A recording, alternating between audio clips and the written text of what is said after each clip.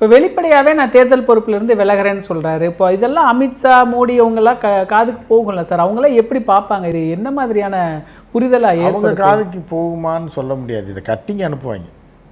அவங்க பார்த்தாங்களா பார்க்கலையான்னு தெரியாது. அவர் சொன்னது என்ன, செங்கல் செங்கலாக ஒரு ஊரேன்னாரு. யாருக்கு? திமுக அறிவாலயத்தை என்ன பண்ணார்? ஒன்றும் இல்லை, சவுக்கால் அடிச்ச செருப்பு போட மாட்டேன்னாரு. கடைசியில் என்னாச்சு? அந்த செருப்புனாலே போச்சு.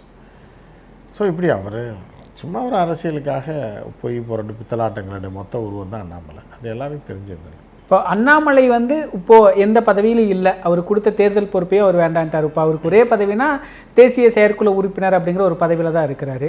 ஆனால் இன்னமுமே பாஜகவை அவர் தான் தாங்கி பிடிக்கிறாரு. அதனால நயினாருக்கும் அண்ணாமலைக்குமே ஒரு உரசல் இருக்குது அப்படின்னு சொல்கிறாங்க. அது இப்போ தான் அவங்களுக்கு தெரியுதா? அது எப்போவுமே இருக்கிறது. நயினாரை ஒழிச்சு கட்டணுன்னு தான் அவ்வளோ கஷ்டப்பட்டார். நயினாரை காலி பண்ணணும், அடுத்து வர விட்டுறக்கூடாதுன்னு. அப்படி இருந்தால் அங்கங்கே தன்னை கட்டி நயினார் யாரையாரை பிடிச்சி கையில் காலில் விழுந்து பதவியை வாங்கிட்டு வந்து இவர் காலி ஆகிட்டார். திருப்பி நயினாரை ஒழிக்கணுன்றது தான் அவரோட இதாக இருக்கும்.